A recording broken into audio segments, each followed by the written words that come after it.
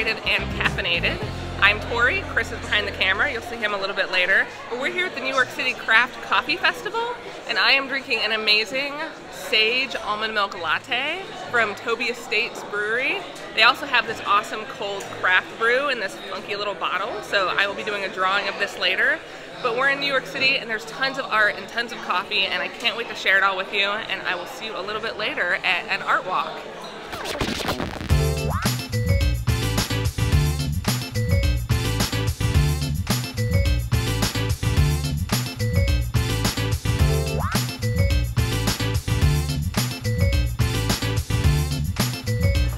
So we are now in Central Park.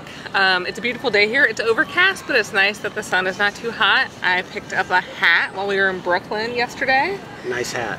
We've had a really fun couple of days so far, so we want to share. Obviously, the first thing you saw was us at the Craft Coffee Festival here in New York, and we had a really fun time there. Amazing. I never in my life would have believed coffee could taste so different across. It just blew me away and wired me up. We got tickets, so VIP tickets, which meant we got to get in an hour early than the general public. Anybody could buy those tickets, but we thought it would be a good thing so we could plan our day.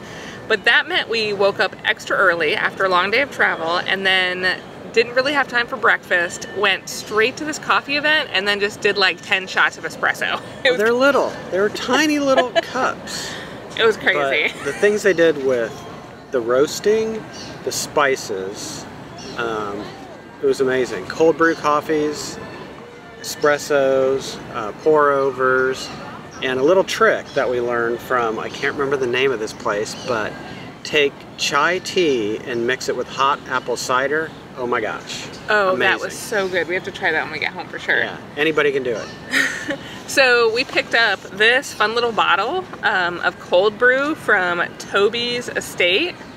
Yes, they made us an amazing almond sage latte that, again, was just, I would have drank it all day and then could have run home.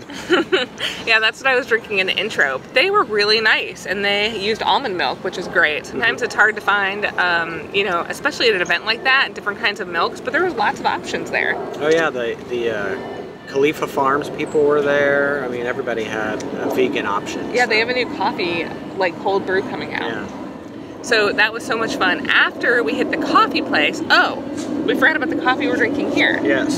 So we stopped on our way to Central Park and we picked up fika. I think I'm saying that right. I don't know how else you'd say it. F-I-K-A. But it was a little kind of hole-in-the-wall place. It was very nice, but it was just very little. Swedish. Very Swedish. And they had chocolates and they had coffee, and these are pretty amazing. Very nutty, like full-bodied. We got a double shot of espresso because I feel like now I need like more espresso. Yeah, it's like New York is kind of a medium roast town. It's interesting how all the coffee's very medium-bodied, smooth. Yeah.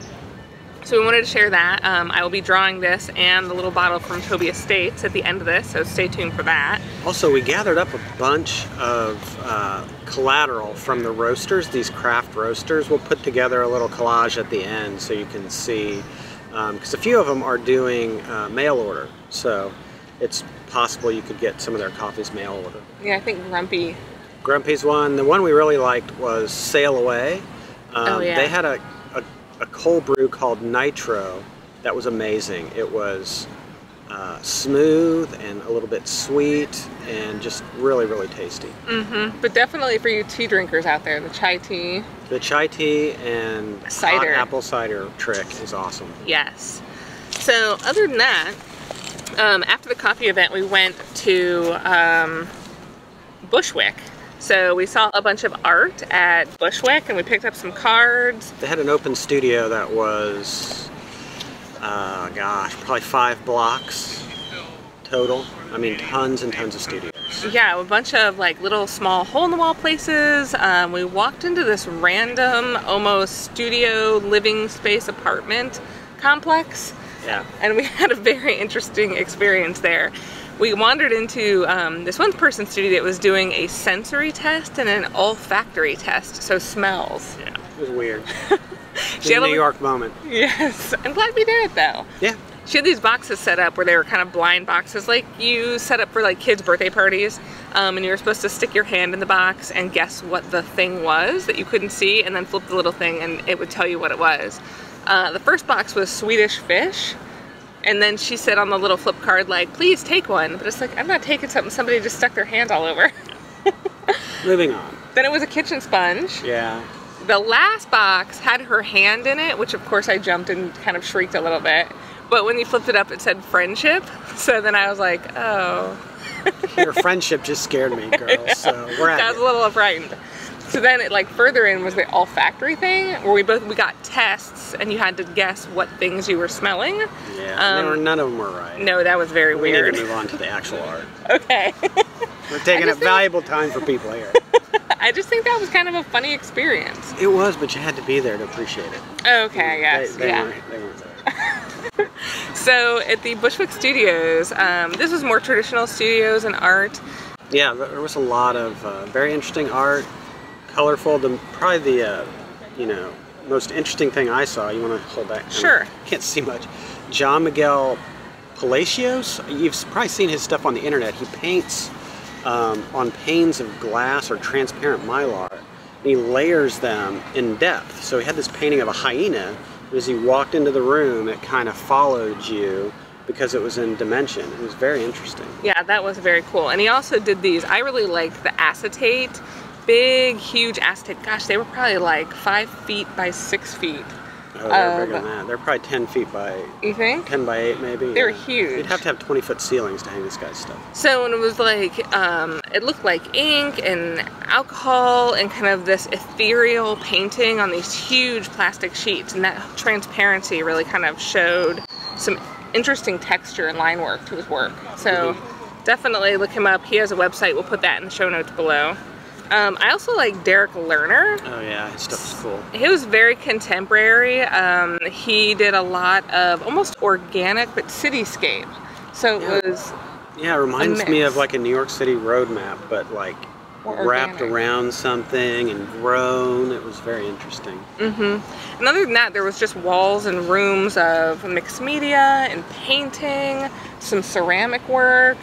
Photography, a little bit of multimedia, like video type stuff, not much. Yeah, there was also some performance art. We got handed some little seed hands. Yeah, and there was another performance art, big, huge space full of something weird. We didn't go in though because we didn't have time. We were on our way to find vegan donuts. Yes, so. Very important. Done well vegan donuts.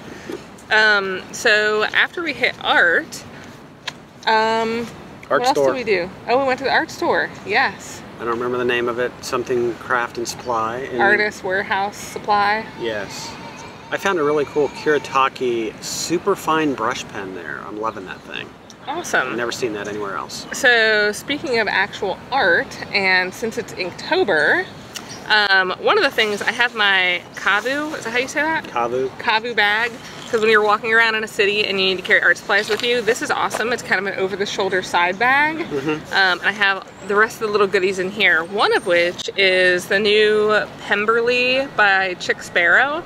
So this is like a violet book that holds almost like a... it's kind of like a Midori. Yeah, Midori Traveler's Notebook. And so she custom cuts and hand makes these, but I have field notes in here. And they're in here with elastic, like the Midori, and also has a pen loop that holds 2 pens, depending, I guess, what size your pens are. Unlike the Midori. Right, so I love the Denik Sketchbooks, and she'll actually stamp, it's hard to see here, we'll put a photo up for you, but she stamps your name into it for a little extra cost. I don't think it's much, but I got DrawRiot stamped in here, DrawRiot.com. And then since it's Inktober, like I said, I have a fountain pen, which is Karis Kustoms. Yeah, fountain pen. Kustoms fountain pens are awesome. Yes. This one's got a flex nib? It's flex titanium nib, yes. So. And this is a fountain K? I believe so. I think it's a fountain K. They have 2 different kinds. We have one of each. But this one is a flex nib that has some really interesting properties. Yeah, and it's really nice. It's machined full metal body. Yeah. And the titanium nib is like writing with butter. It's amazing. So for Inktober to go with this fountain pen, I have Bung Box. I love their ink. This is Lamont, which is like a violet-y, almost the color of this pen. It's like kind of a pinky purple violet. Yeah. And their packaging is really neat, and you can kind of see the color there. So that'll be a lot of fun. I will use this and some black Sumi ink to do my drawing at the end of this. But I love ink and fountain pens. Like, you can't go wrong there. And we haven't reviewed one yet. Yeah, yeah. I'm keeping this. No, you're not. So other than that, I think we're gonna hit a stationery store later, but this is the end of this coffee, tea, and art. Thanks so much for watching, and we'd love to hear from you. If you want us to review anything, leave some notes below, and we'll put all this stuff in the show notes so you can kind of see some of the artists. I have their cards, links, and where to get Bung Box ink. Anything else? I don't think so. so. The coffee places. We'll put those down there too. Yeah, we'll do something with that. Thanks so much for watching. Bye!